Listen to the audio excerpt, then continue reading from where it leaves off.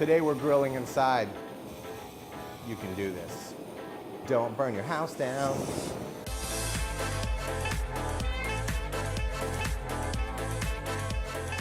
Yakitori, the art of Japanese grilling skewer thingies on charcoal and fire, sometimes gas. We want to bring it on your dining room table where everyone can sit around and grill their meats and have a good time, and it's participatory. So I got this idea. I was in Kyoto, Japan, and I was staying at this traditional Japanese inn.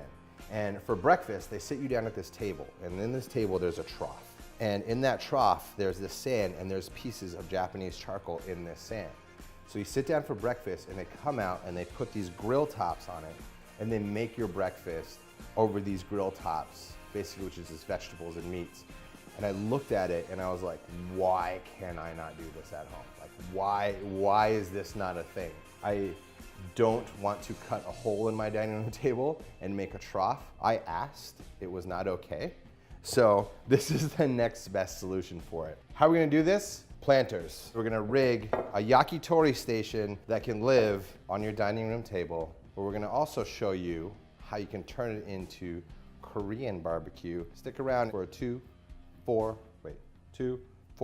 1. First things first, I have 2 square planters. You want the terracotta ceramic that is unglazed. Notice how they fit nicely in each other. You can go to your hardware store and they probably sell these as a set. To be able to turn these into something you can cook with, you have to take into account the holes. We have to plug them, and we have to get this to the point where it can get hot and not burn your wood table. That's the things we have to consider. We have some metal here that fits over these holes. It doesn't need to be exact. That's about 3 inches. So we'll do a 2-inch cut from top to bottom. This is aluminum, which can stand temperatures that are very, very hot. I'm gonna lay it inside. That's gonna plug those holes up, because what we're gonna do is we're gonna create an insulation. And the insulation is going to be a heat barrier from the actual source of heat into your table. How are we gonna do that? With our little friend from the hardware store, playground sand. This is a sand you can buy. It's $5 for 50 pounds of it, and it's literally called play sand. It's what you put in sand boxes. You're gonna fill it up about 1 inch or 2, so it's in there. It's not actually sitting on top of this one, it's sitting just on the sand. And you're gonna fill it up with more sand. The holes in this one, the sand's gonna flow through and fill in any crevice that you have. Pour some sand around the sides. This is gonna create another barrier for the heat, so you're not like expelling a ton of heat all over your dining room table. All right, we're gonna do the same on this side. So we're gonna work it through the sides here. And look, that is like stuck in there. Now for yakitori, they use this Japanese charcoal called binto-chan. That stuff is crazy because it's very, very high heat. It's long lasting, but it's very low smoke. That's why you can use it in like yakitori grills inside, because there's not really any smoke. Even when fat drips on it, it doesn't flare up really, it doesn't do that. But that stuff is incredibly expensive and it's hard to find. This is called Thaan, T-H-A-A-N. And Andy Ricker from Puck Puck developed it, and this is a Thai-style binto-chan. This is made from fruit wood, and it's made from rambutan wood. They developed this, and it's the same thing. It's very low smoke. It's very high heat. So this is good charcoal, and it's all natural. So it's gonna take a little while to light. The time it takes to light it, you're gonna have length on it. Like charcoal briquettes, you know how they just have such a short lifespan? These can go for 3 to 4 times longer than an actual briquette. So we got that nice and grayed. It's radiating heat. It's gonna keep going. So all I'm gonna do is I'm gonna take it. It's gonna go in our yakitori. We need to get our meat together. To slice meat super, super thin, first thing you need is a sharp knife. Second thing, get your meat just cold, really cold. Like jam it in the freezer right before you're about to cut it.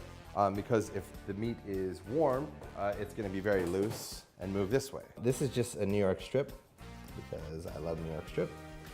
Use any kind of steak cut you want. We have our thin slices of steak here, and we're just gonna drop these and toss these in a little bit of marinade. It could be any marinade you want. Mine is just a combination of Asian flavors. I won't even say something specific because it's borrowing a lot from all over. Skewer, marinade, down. So when you lay it down, you're not gonna get that instant sizzle because it's not like you have a grill top over your grill or a grill grate that the metal's heated up, and as soon as it comes in contact with the metal, it's gonna go. What it is gonna do, it's just gonna cook. Open air. There we go. And that's yakitori, tabletop. Ooh. Ooh.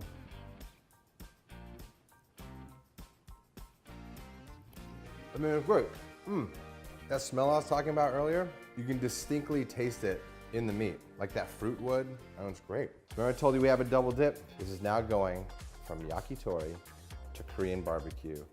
In order to get a grill that would kind of fit the top of this, I found this fish basket. I'm gonna take a pair of needle nose pliers, and it's just clamped together. I saw by this just flimsy little metal piece. You can raise it up that way, or you can just drop it here for easy lift. Cage down, move number one.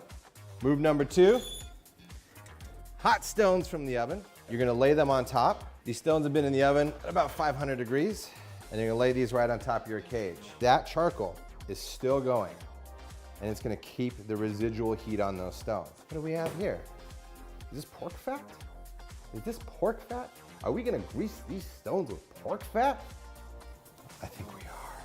This stone is now non-stick. Some stones will crack under high heat, so I basically got the all-natural stones that they use for hot stone massage, and we're gonna use them here. And you take your piece of meat, you lay it right on top, and lay it right on top. Now check this out, ready? Look at this. You have meat sizzling, and look at my hands. They're on the outside. There is no heat on the outside. All the heat is contained in here.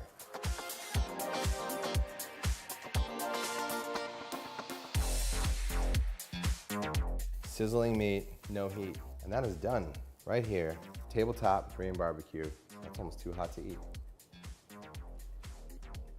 Oh my God. You can do this.